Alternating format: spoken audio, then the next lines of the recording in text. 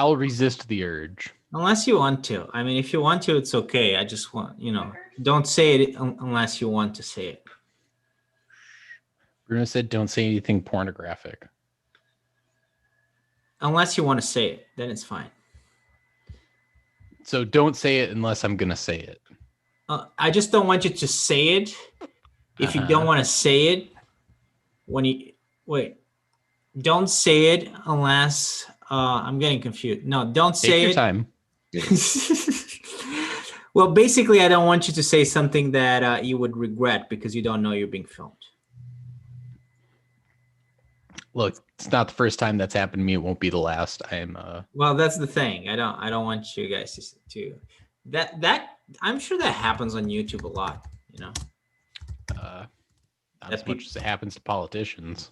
Yeah, politicians do it all the time now with the Zoom thing.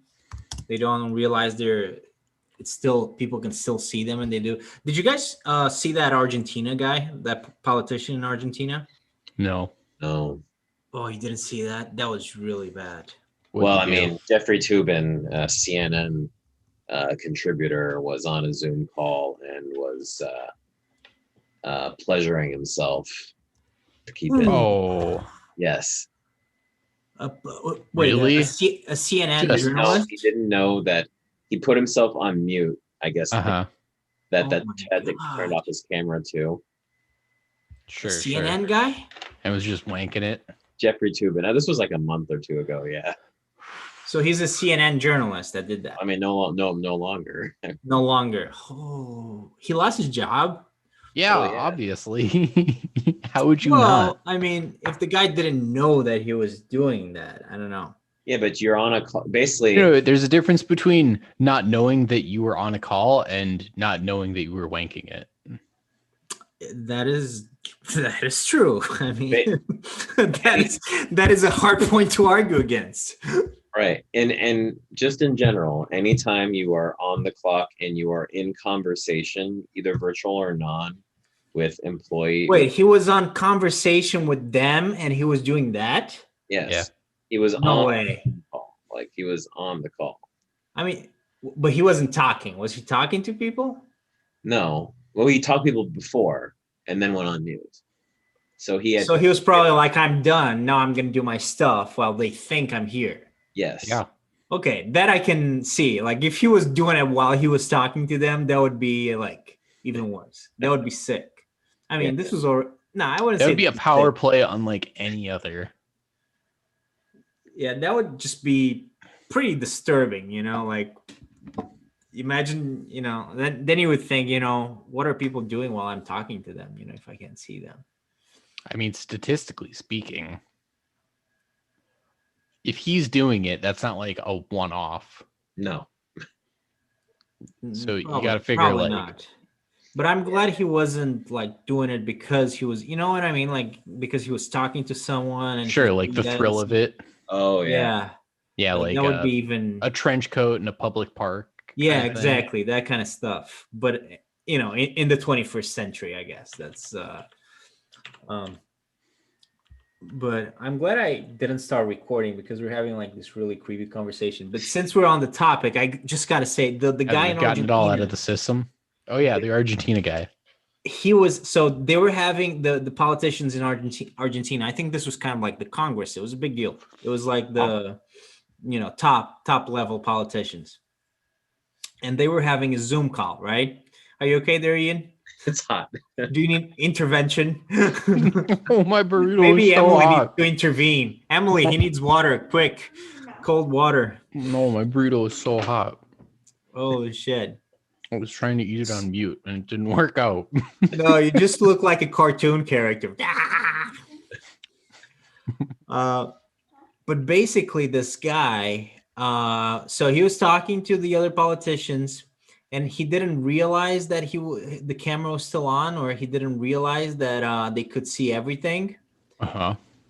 And his girlfriend comes over, and this is like a pretty creepy looking guy. He's like 60 or something like that, 50. I'm sure he's got like a 19-year-old girlfriend. Yeah, she was like super young. Like she was like in early 20s. And she comes over, and he just like takes off her top and starts sucking on her boob. Nice. like Just on camera. everybody saw this, and you could see it on television. Oh, Yeah, it's crazy. Yeah, imagine that. Imagine like Ted Cruz did that. Oh, Teddy boy. That's something Ted Cruz would do.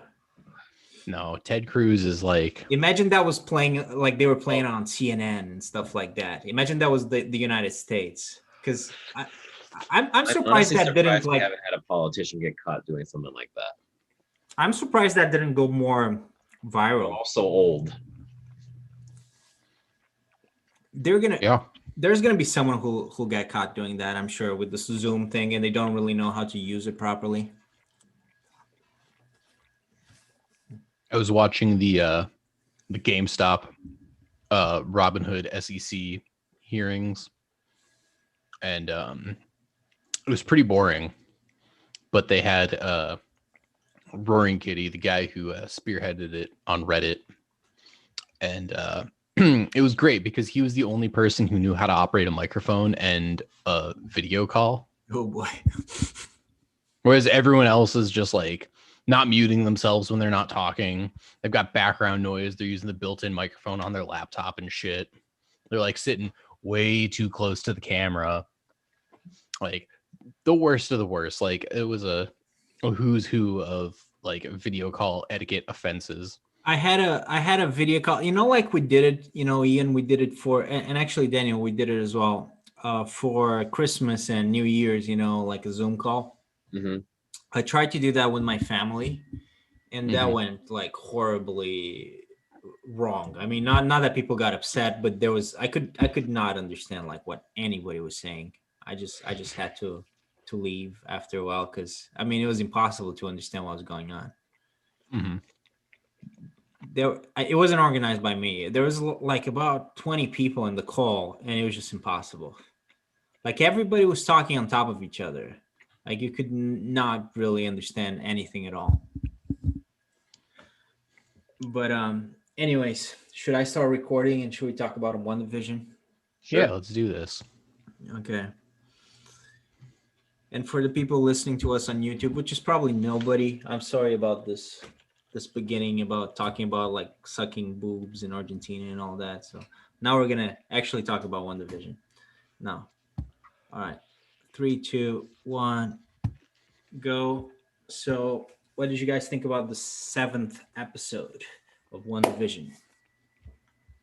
Was it good? Was it bad? I want to start out Surprising. by saying that Dan absolutely called it Oh, with episode 7 and the That is mockumentary true. vibes. So very true. hats off to you, sir. Thanks. I was just thinking, like, we're gonna get into this period, like that's like the confessional scenes were prime for this episode. You were 100% right. And not only with that, you were also right with the people, Quicksilver being evil. So you're right, double right. Well, I still am on that. I'm not sure if it's 100% confirmed that he's evil. He's at least there because of Agatha. Yeah, it was very iffy. It's iffy. I'm still holding out hope that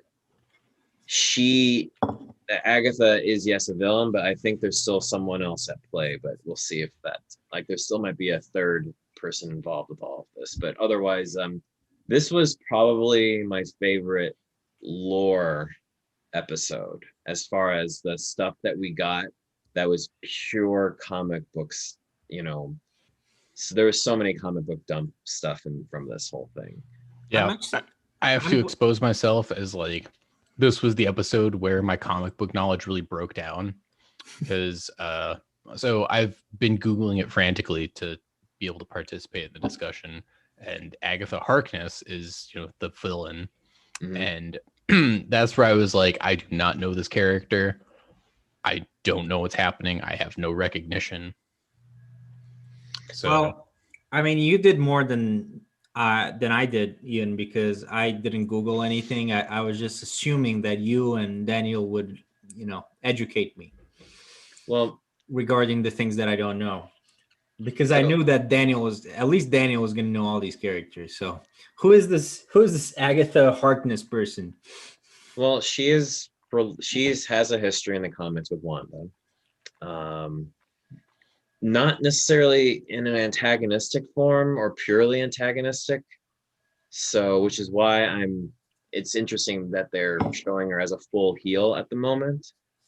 So, which has me wondering if there's still another twist relating. And I think obviously Quicksilver, Pietro, whoever he is part of that, as evidenced by the stinger at the end. We actually had a post-credit scene in this one. Yeah. Which was a funny one. What did he That's say? how I judge any movie. By Snooper's whether or gonna not there's a sting at the end. Snooper's gonna snoop. Yeah, and so that's where I definitely am wondering. That's where my suspicions come into play. Partially, where I come from the position where Agatha that is not necessarily a villain in the comics. She's not necessarily good either. So having her sort of with the song, it was Agnes all along, Right. which is hopping. That was a great song. How great was that song? Where's Yeah. that? Where's that from? Is that a? It's an original piece. Yeah. But that sounded so familiar, though. You know, that reminded me of something like from the '90s, from my childhood. I just didn't know what it was. It sounded so familiar. It was very familiar, and also it reminded me of DuckTales. You know, the witch character. I don't remember her name. But Magica Dispel. yeah, the evil duck witch. Yeah. Agatha kind of reminds me of her. Like she has like this little I just dungeon, Googled you this. know. I would I truly say, have to give you kudos for knowing that one off the top of your head, Dan. I really love DuckTales. All the duck related stuff. We can one day talk about if this Howard the Duck. if we want to keep it Marvel related. Howard the Duck. But He's technically a Marvel character, isn't he? yeah, he even appears in Guardians. Yeah. Daniel has an encyclopedic knowledge apparently of this stuff, so he's a great resource. But no, it's a good. I think it's a good. It's a good character to compare to in how they're presenting Agnes now. But again, I'm still sus, and I'm on we're being not red herring, but there's one twist related still to go. And another reason why is because as much as I like this episode, I did feel like the reveal was kind of clunky at first. I was okay with it overall, but I also was like, in the previous episode they had Vision do the thing on her head, right? And so like I kind of didn't like how you do the blatant throw people off the trail and then pull it back, but I'm okay with it in the end because honestly, like I still like it. Like, I did think about that. You know, that doesn't really, you can't really reconcile that very much. Yeah, it sucks because the viewer has literally no way of knowing that they're being fed a red herring. Yeah, they kind of like trick this. I mean, that wasn't really a fair thing because it's not.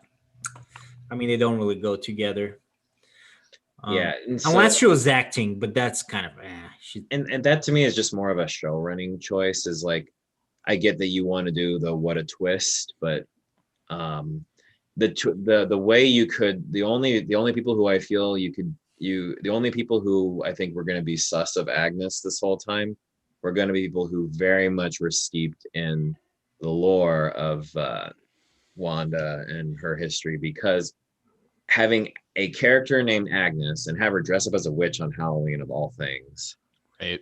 You know, is very much like they very much were throwing it out there from the beginning that this is probably Agatha Harkness. Was she dressed as a witch? Who was? Yeah. Agnes? Yeah. Was she? Yeah. I don't. That was like last week, right? Yeah. I don't even remember that. Yeah, I mean, if you were invested in the lore, I'm sure you would have seen this coming. But I was sus of her. But granted, the Pietro thing actually was the one that threw me off for all. Had me stop thinking about her for an episode because I was like, this is interesting. Yeah, I mean, I would say that that was a good directive decision to do what they did with Pietro, just because it makes you think, and I think it really sent all of us into a very different direction. With licensing, and if they're gonna like pull off a big fat juicy retcon, and I guess we still don't know, but I think that was like a good distraction. Like that was a good red herring. The car scene where Viz like clarifies her feels a little bit shallow. Yeah. That one feels off. It feels like it doesn't match. Yeah, and we didn't even have did we even have a scene in her montage where she's like, where it's clearly she's like, she winks at the camera and says, "I was tricking Vision." Yeah. Like, I would have forgave it a little bit more if we had that in there. She does. Where she like stops and like checks her makeup in the rear view mirror after she like comes to. Like it shows that she's aware of what's happening, doesn't it? It does. Okay, maybe since I watched this on Friday, I maybe. So like that scene where they like when she's driving her car out of town, they go back and like in the villain reveal, he like Vision's like standing above the window and she like stops, adjusts the rear view mirror and like does the wink and like implies that she's like checking her makeup and really? But it implies lucidity for her. Okay, good catch. I think like I didn't. I think in the moment I just didn't catch that. I didn't catch that either, and I watched it 2 times. So good catch. But they didn't do it like in the first scene, like when Viz actually does it. So I'm still like a little bit salty that they just kind of they had her turn heel, because it was very obvious the whole time that Agnes was going to be a supporting character, but we just like didn't quite know what role. And then they're like, surprise, big reveal, she's a villain. Well, I think I mentioned this in our first pod we did on this, where I was like, I hope they do something more with the Agnes character. And I was again suspicious she would be more, because I'm like, because you don't hire a actor of Catherine Hahn's talent to just. What is she in? I thought she looked familiar, but to be honest, I didn't know she was a. I want to say Parks and Rec off the top of my head.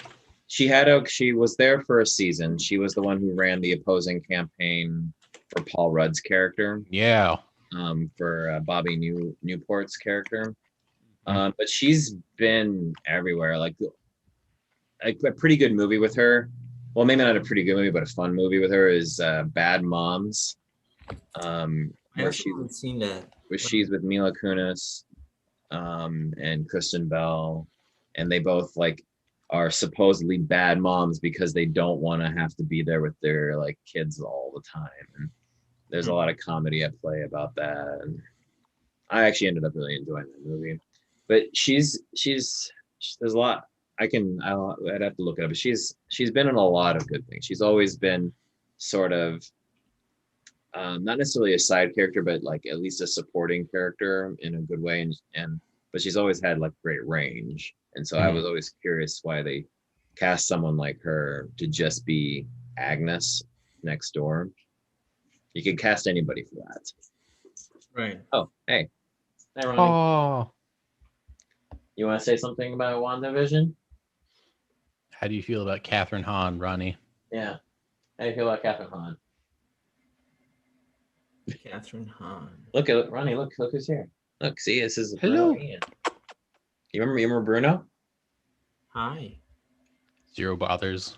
No, she doesn't care. That's fine. Oh, she's also in Captain Fantastic. Yes, I think, isn't she the wife of? They go. She's like the grandma, maybe. No, I don't think she's grandma. I think she's the grandma. I forget who she was in that. It's been a while since the movie. Well, who else could she be? I mean, she's too old to be the mom. Don't they go to someone else's house at some point, right? Oh, she might be the sister, maybe. Yeah, I think she's a sister. Yeah. So maybe she's not too old to be the mom. Yeah, I think she's like a little bit of an older sister. Well, Viggo Mortensen is not that young, so she's about the same age, actually. Yeah. And so yeah, He just looks young, but he's not. and again, like I'm kind of happy that if you're gonna bring Evan Peters in to play something, because the guy can play anything, as evidenced with the fact that he's played 11 different characters through 11 seasons of American Horror Story. Yeah, for sure. And so, like, I'm glad that he wasn't just a one episode and a cameo kind of guy. Who was? Evan Peters. PhD. Oh, okay. Quicksilver. Yeah, Quicksilver. Yeah. Yeah, Quicksilver. I officially can't unsee him as Tate from season 1 of American Horror Story, where he's like the disturbed white kid. Yeah. The guy that kills people in the school. Right. Yeah. But and then I think everything after that, I was like, man, he feels like he's doing this really well, but he doesn't that first quite. role was just too good. Like that's Yeah, first role was too good. He's very believable for some reason. But I feel like, especially in X-Men playing Quicksilver, he was like fantastic. Yeah, no, and, he's so good. And like I think like the chase scene where he's evacuating everybody out of Professor Xavier's school. That's a standout. Like it's a fantastic scene. It's the kind of thing where you could show people just that clip, and like that's the best part of the movie, bar none. That is, and like in no small part due to his acting.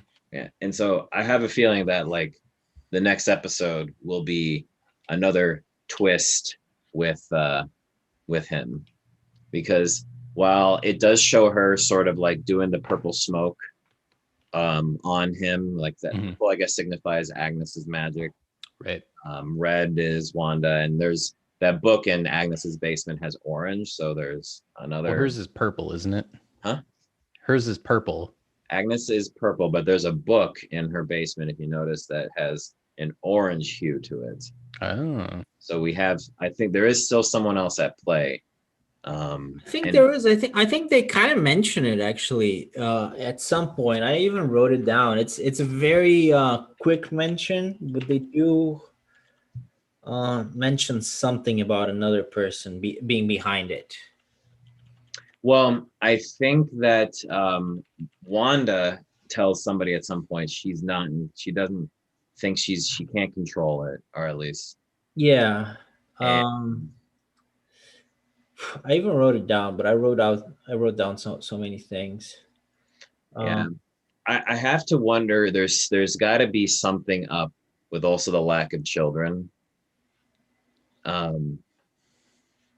Yeah, I mean, they definitely like touch on that a couple of times, and I think from the time Vision says it in like episode 4, where he's like, "Where are the children?"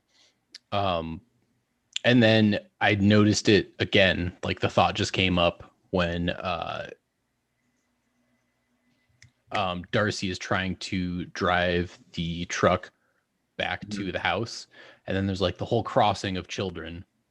It's like, this is an interesting use of children within the hex. Yeah, it makes me wonder if like everybody that's within there, like, they're all they seem to be scared of Wanda, but I wonder if they have reason to believe that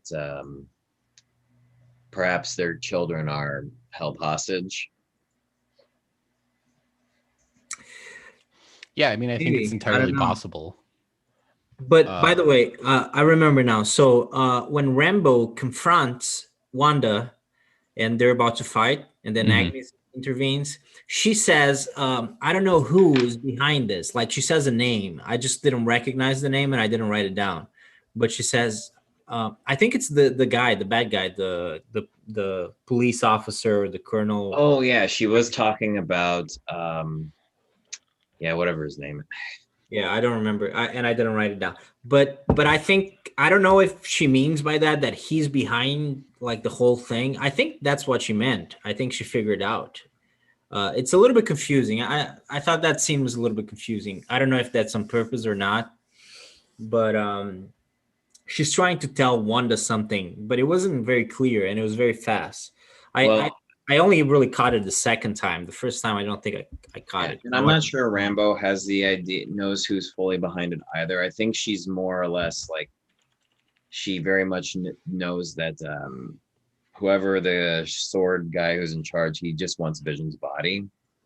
Yeah, she said something about Vision Yeah. as well. Oh, this was all about something about Vision. This It was was all about Vision all along. Oh, I think the missile. Exactly. The missile attack, when Wanda was saying, Wanda probably thinks that all of Sword's there to kill her.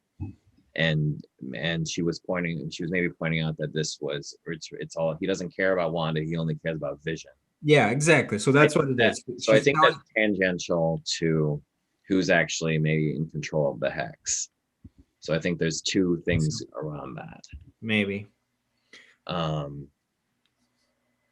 speaking of that scene, though, everything this episode offered me. Oh, I wanted to say you were right 3 times. By the way, that's what because you said that she was gonna get superpowers. Yeah, and Rambo. So you're right 3 times. Her sword outfit that she takes off and goes to the jumpsuit is so similar to her comic book outfit that I was smiling at that. I was like, superhero in the comics? Huh? This is another one of those situations where my comic book knowledge breaks down, where I don't recognize. Just let it go. Just look, I'll admit I'm a fake fan. I'm a fan too, but Daniel just not. No, man, I'm a big old faker. I think Monica Rambeau is a sick ass character, but I couldn't I recognized it was like, oh, that's how you get superpowers, by walking in and out of a molecular rearranging force field. But what I like is they gave her a moment when she was going through the change, is that she had to have a moment where she had the focus to actually have the clarity to go through. Oh, it was so sick. Yeah, to sort of give importance to her will to go through it. They did give her hero pose, the Marvel hero pose, the kneel, like that's just become their thing now. Yeah, I absolutely couldn't tell you what superhero she is supposed to be, though. That's my what superhero is now? I believe the name is Photon, because she's got light-based powers. Okay. But she actually is also called Captain Marvel. No, Ryan, that's my blanket. Hold on. Now, very important. This is actually the one thing that I wanted to ask you guys about, and I didn't do research because I thought it would be a little bit more interesting to just speculate about it and talk to you guys about it. What is the TV show that they're imitating, if they are imitating a specific TV show? Modern Family. Modern Family. I was unsure if it was Modern Family, Parks and Rec, or Arrested Development, because there is a scene that really reminded me of Arrested Development. You know, the clown / circus scene. That was so Arrested Development. That is a bit Arrested Development. I was wondering if Arrested Development would be more what we see of next episode, because isn't Arrested Development more 2010 later? So you guys think it's Modern Family? Why is it Modern Family? Because of the so I think it's the confessional mockumentary scenes where you're talking directly to the camera, you're breaking the fourth wall. There's a director that doesn't really exist but is asking questions, which to me I can't unassociate with The Office. The Office for me is the original mockumentary format. Also, I kind of think that Wanda is very much of the mold of Julie Bowen's character from Modern Family. This nihilistic person or what? Just her whole not being able to deal with it all. She has had when I used to watch the show, that was her common confessional thing that she was dealing with. Things were just overwhelming. And so that was her more common confessional that I remember. So it's for sure Modern Family then. I think for sure The Office is a big part of that, especially the talking to the people that are involved and that are filming that. That happened more in the later seasons of The Office. I think I would actually say that it was the other way around. I think. Oh, really? I mean, subject to disagree, and I haven't watched The Office in several years, but I would make the argument that the first 4 seasons of The Office are more focused on the mockumentary format, and then the final 4 really break away from that, and they just stick with general sitcom. Yeah. I just remember, was it one of the final seasons or whatnot, when they had a character who was like a cameraman and he gets involved with Aaron, the receptionist. I thought I remember that being one of the later seasons. But again, I only really watched the show once, and so it's subject. Oh, sure. So, is there a decade left? Because it seems that they ran out of decades, unless you're right, and unless they're going to do Arrested Development next. Well, no, actually, you're right. I just looked it up. The Arrested Development was 2003, and I think you were spot on. Then that scene with all the random stuff coming, that does remind you of all the ridiculous. That reminded me a lot of Arrested. Yeah, no, that's a lot. And so the music as well. The music is definitely something that you would hear in Arrested Development. Yeah, I mean, I think they nailed it like pretty well down to like the mid turn of the century format. Like even with the font they chose for episode 7 to be like WandaVision, like that nice clean like minimal serif font, like just very much looked like a. I think it was just Wanda actually, right? Didn't they cut off the Vision part? Which I thought. Yeah, you might be right. Yeah. I thought it was a funny joke. There's no Vision now. Where did Vision go? It was just called Wanda instead of all the other episodes. Yeah. But I think you guys raised a very excellent point that we're out of eras of television unless there's something I'm missing. What are 2010s? I can't think of anything. What are the 2010s as far as? There's nothing, man. Oh wait, no. I think that if we're gonna go, I think they ran out. I think we might, instead of comedies, we might end up in dramas. In 2010s dramas, you have like This Is Us. Like I wonder if we're gonna have a switch from the sitcom format to like, because we've had peak drama. The last decade or so has just been like peak drama. Well, if you get it right, we should give you some sort of prize. I'm trying to think, like, what would or something. What I mean, I would say, like, off the top of my head, Brooklyn Nine-Nine would be like the next biggest one. I haven't watched Brooklyn Nine-Nine, so I can't tell you if it does anything inherently innovative with it's just really funny. Sure. I would say maybe also like The Good Place. If they really wanted to get adventurous, they could do like an animated episode. Yeah, actually, peak comedy of this time would have been animated. Yeah, it would have been like Family Guy, American Dad. I feel like there was kind of that resurgence of like animated like primetime sitcoms. Mm-hmm. That would is be I would say very important, especially like later seasons of The Simpsons. That would be good, but I think that's way too drastic. I'm not really sure they can do a whole episode. Maybe something like Schitt's Creek, like that was a more recent thing, and that's pretty popular, right? So maybe they could do that. Yeah. But I think the thing with those comedies, and especially a lot of more recent ones, they just were shows that executed very well, and they didn't necessarily have really a gimmick other than wacky characters. Just having truly bizarre characters. Like you think of like Community, the characters they just roll with the absurd. Mm-hmm. And so maybe we'd see something like that. Although Community is not one they could do, because Community itself would go high on their genre anyway.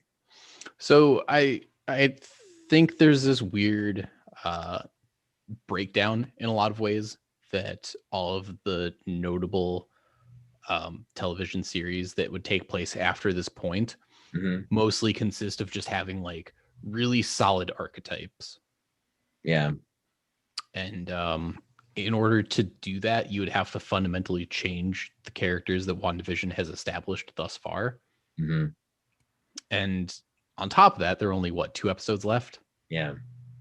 Yeah. So I could see them spending a lot of time in the next episode focusing on like how things break down and then building to a resolution and then using the final episode to finish a resolution and then set up for the next piece. So do the second half of, passing the baton to either the next movie or the next TV series that Disney is going to do.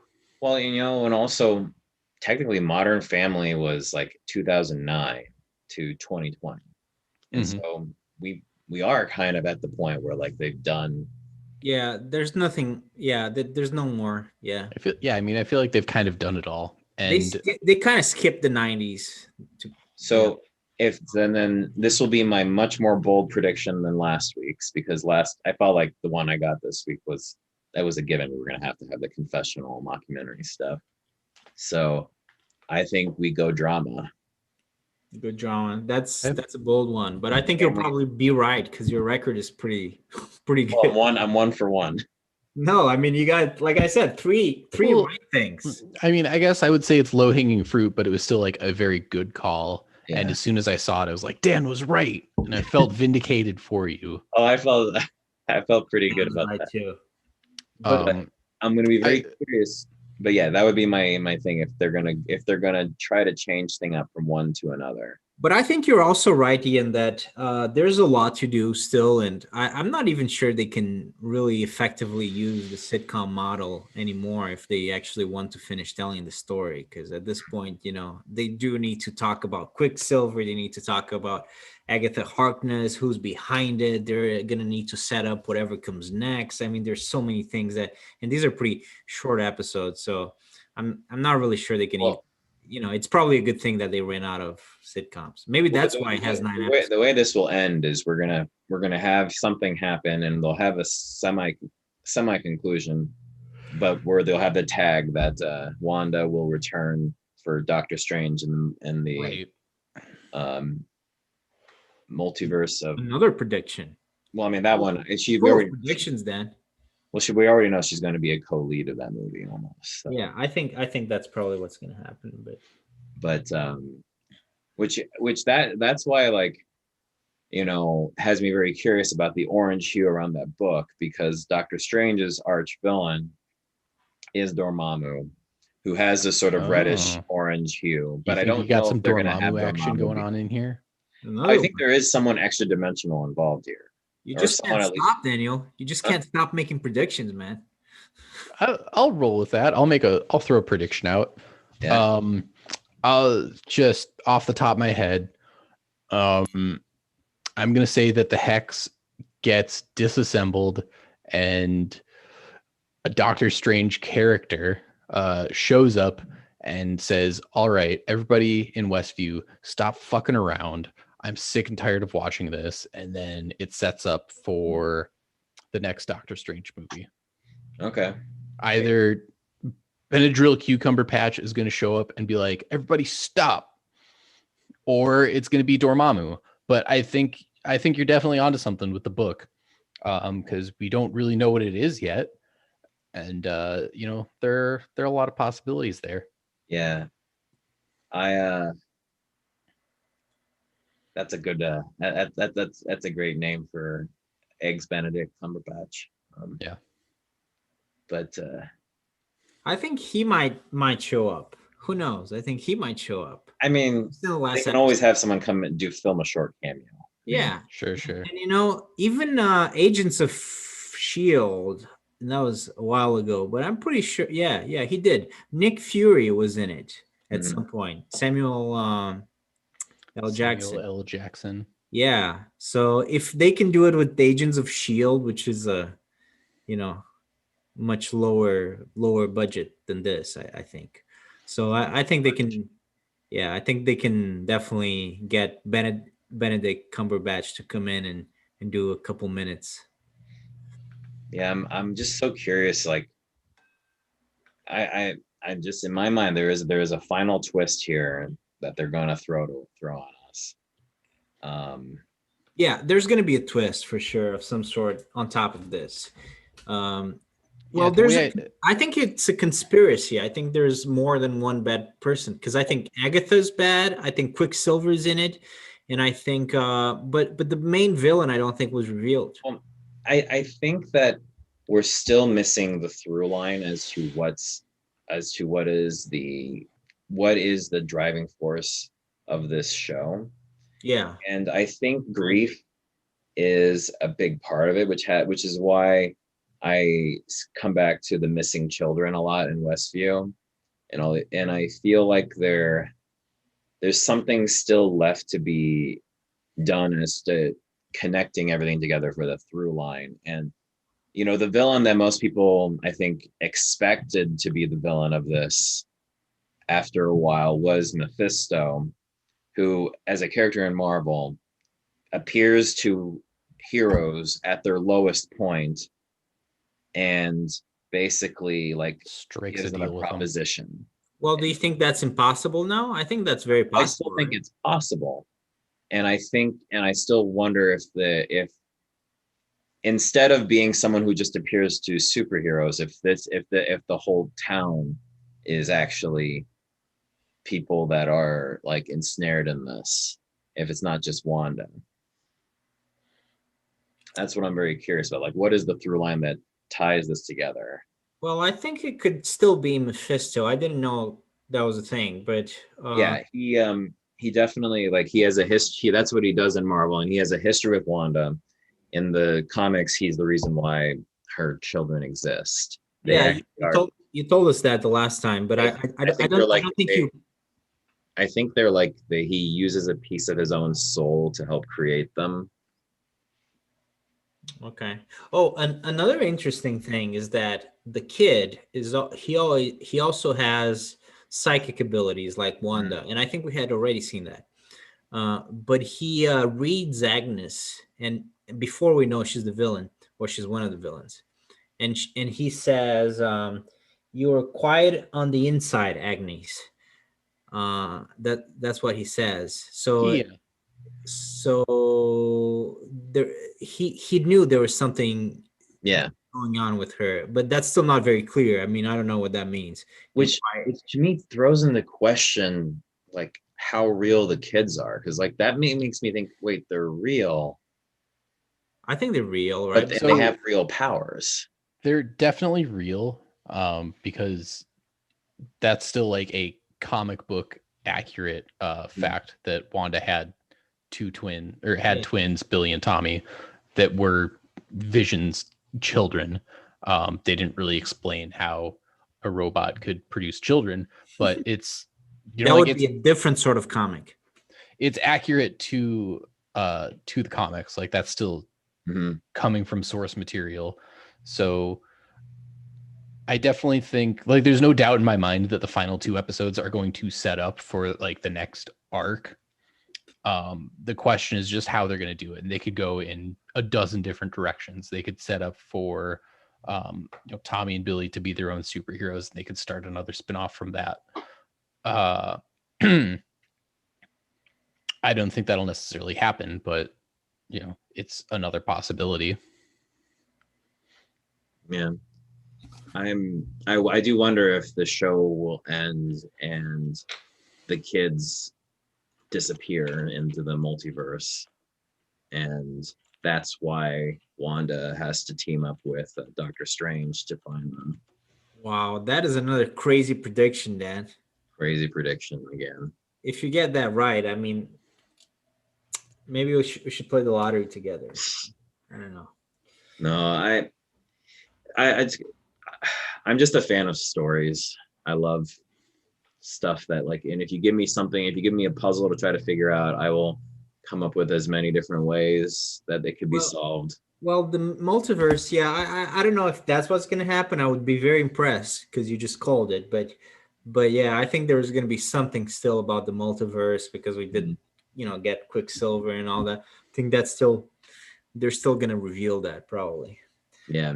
Well, I mean, that's the stinger there was also just a reminder, hey, we do have a very sus Pietro here who, like, yeah, Agnes said she was behind him being there, but to what degree is he? I mean, he definitely seems self-aware.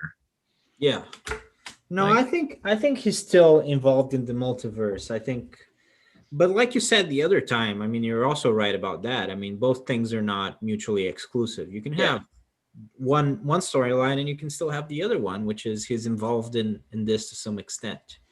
yeah. I mean, he could very well he could be Pietro brought from the multiverse because Agnes couldn't do what she did with Vision because obviously the current Pietro's body is decomposed somewhere.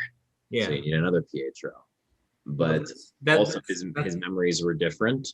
yeah, that's one way you can explain it. Yeah, that they didn't have his body anymore. So, I mean, you can do anything with comic books, but yeah, that would make some sort of sense.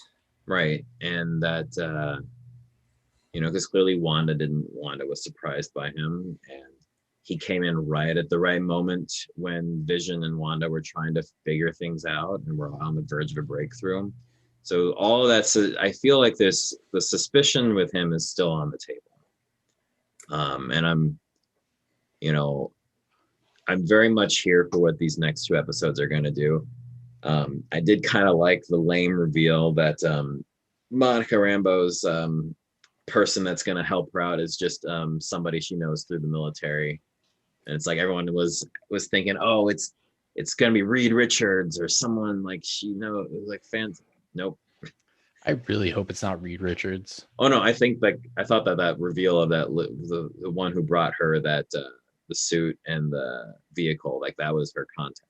Ian is Ah, traumatized by the Fantastic Four movies, and he doesn't want anything to do with Fantastic Four anymore. no, they suck. They don't suck, man. The movie sucked. I mean, the Yeah. comics are great. Yeah, I mean the comics are great. I don't think the comics will have justice done because I don't know. I think they're just Because you're I think they're traumatized. too That's legacy. why. Yeah, I think they have too many bad movies under their belt. they have too many bad ones, and I think there's also, in a tertiary sense, the problem that Chris Evans once played Johnny Flame mhm. and is now Cap. You know what's funny? He was probably actually the best character in those movies. Yeah, he was, but I'm sure there's going to be some Marvel ballbuster who's like, "Oh, you got the same Well, guy yeah, playing the same obviously superhero twice."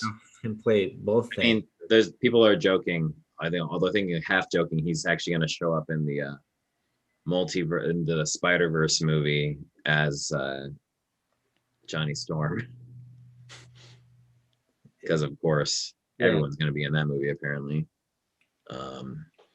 But yeah, I was, but like I said, I was kind of glad that the non-reveal was a completely non-comic booky moment because at some point I was starting to think like, I just don't I don't so I like it better when not everything is an inside tidbit, because I do want more people to be able to watch this and be able to make the connections and like what they see for what they see, rather than like for people who will just know, oh, that's that one person. Although I also will say I agree with the internet. um, Jimmy Woo deserves to have a show where he gets to just investigate random weird shit. X-Files for Jimmy Woo. Like I want a team up between him and Darcy and just have them like going around investigating, like, yeah, basically be the MCU X-Files. That wouldn't be Woo bad. Files.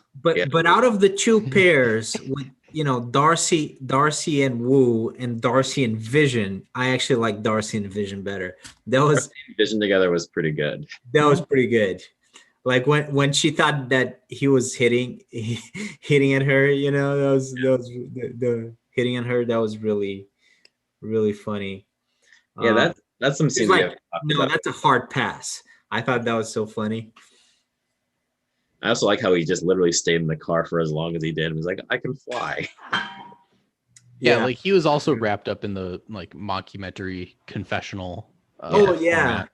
Well, that scene was also so funny. Yeah, I thought they were great together. They were really good. And actually, maybe we can end with one thing that she asked him, Mhm. or he asked her, I don't remember. But why can't Vision leave the hex? Or someone asked someone. But that was some, I remember that was an interesting question. And I Mhm. think that's something that they're gonna answer in the next episode. Yeah, I think that is going to have to be answered soon. I think it's telegraphed that he is dead. His body Yeah. is dead and can only exist within this weird hex. Like, and whatever his personality is right now is purely based on Wanda's memories of him, because he obviously doesn't remember anything before coming there. So you think he's dead completely? I think he he is Schrodinger's cat right now.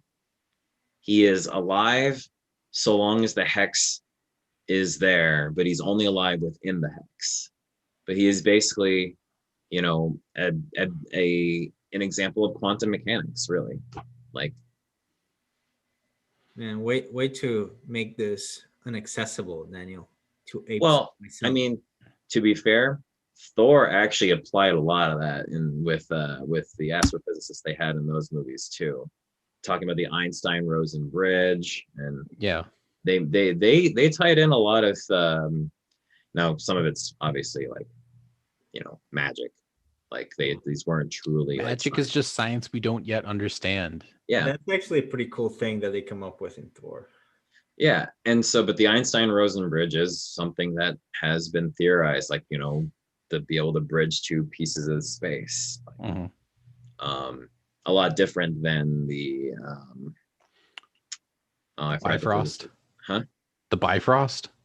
oh yeah or yeah, the Bifrost. And I'm thinking about another physics problem that they made into a movie, but that one was literally made off of the physics theory of a award-winning physicist. Interstellar. Yeah. Oh, sure. Yeah, I was gonna say We've spent a lot of money getting Matt Damon out of science fiction space. Yeah. Yeah, it was the same year, I think. Interstellar and The Martian came out, and he was basically playing the same character in both movies, Right. which I think that was just a freak coincidence.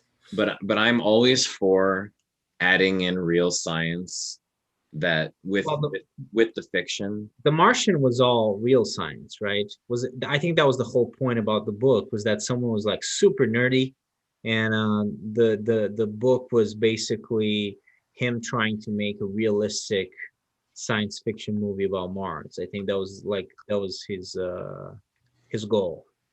Yeah, probably. I think so. I don't think it was a guy who had written a book before, or at least not like a serial writer. Mhm. I think he just wanted to write a book with really good math, and I think it became really popular. But yeah, but ultimately, like I think like stuff like that I always like, and so, you know, I do. They haven't said it yet, but I would actually find it interesting if Darcy at some point looks at Vision and says, "You are Schrodinger's cat." At this point, because Yeah, I she mean, would be the one. she would definitely Another prediction. make a joke out of At it. this point, you're like Nostradamus. You're just like predicting everything, and you're gonna be Nostradaniel. Except I will Nostradamus. never be upset if the result is something I don't predict, because guess what? That's good writing if I can't figure it out. Right. And you know, We'll and see, man. Hopefully there will be something. I always like to be surprised. Yeah, I think this is kind of a crazy TV show. I mean, I think they're so open, so unpredictable that some things are predictable, but I think we're gonna be surprised a little bit. Well, I'm all for it if they're gonna allow people to experiment like this. Hopefully, It's a She-Hulk very will break the experimental fourth show. wall if we get that one, whenever that happens, because that was a comic book thing. She's like Deadpool, and will break the fourth wall. Yeah, that was the title of the episode, I think, isn't it? Yeah, breaking the fourth wall. I think Yeah. so. Yeah, I mean, I guess there are just like so many possibilities, especially like I'm cheating and I'm skimming through like buzz articles on Scarlet Witch now, and Mhm. like Okay. they could even rope in Professor X if they're really gonna revitalize the X-Men series. Yeah, there's a lot of internet chatter that Patrick Stewart is going to show up. Oh man. If they recast Patrick Stewart as original Professor Xavier, that'd be just too good. Yeah, he's really good. But actually, Magneto is also not Magneto. Ian McKellen. Yeah, he's Is Fassbender. Magneto? No, Fassbender is also a pretty good Magneto. yeah, but I think like if it's present time, it's got to be Patrick Stewart or Ian McKellen. Oh, true. Yeah. Yeah, because Well, I guess. I mean, look, they brought in Quicksilver, from the. I mean, they can bring in anyone at this point. Yeah, that is actually an interesting point. That like Quicksilver is the same age as he was during the Fassbender movies, and James. So they could definitely bring in Fassbender if they want to. So yeah. But I mean, I think both are good. I like Fassbender a little bit more just because I like those movies better.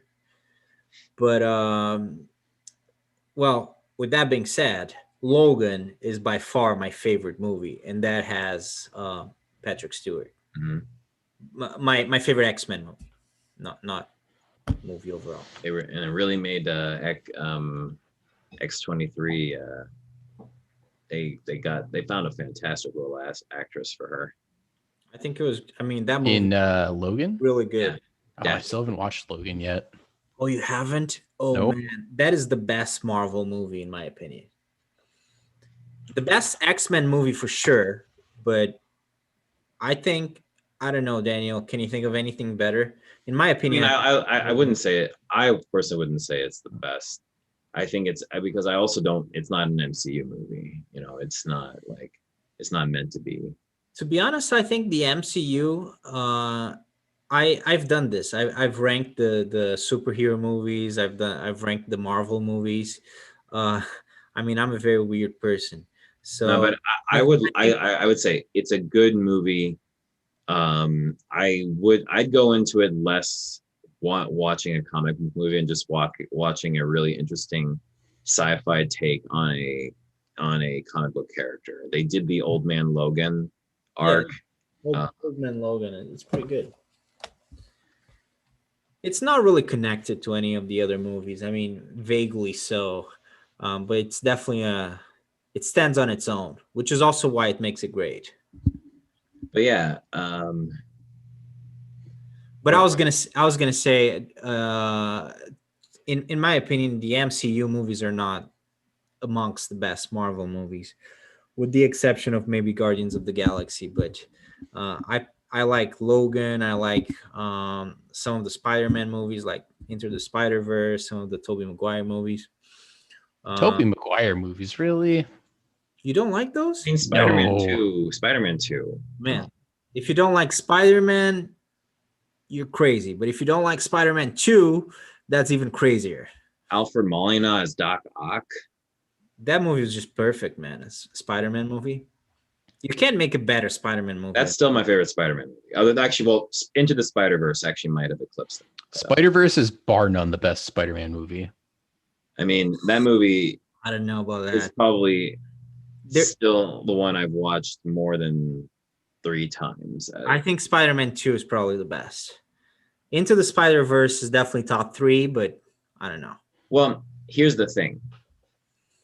The older Spider-Man movies, they're structurally better, except for the third one, because they actually have 3 acts. Most Marvel movies don't actually have a third act. Most of them, they have an opening act and a long extended second act. I mean, those movies are fantastic, except for Spider-Man 3. But even that one, I like that one. It's just not as good as the first 2. No, I would just say structurally, the reason why I just find Spider-Man 2 to be well made in so many ways, other than the losing powers stuff. That's always been sort of the Spider-Man story I never liked as much.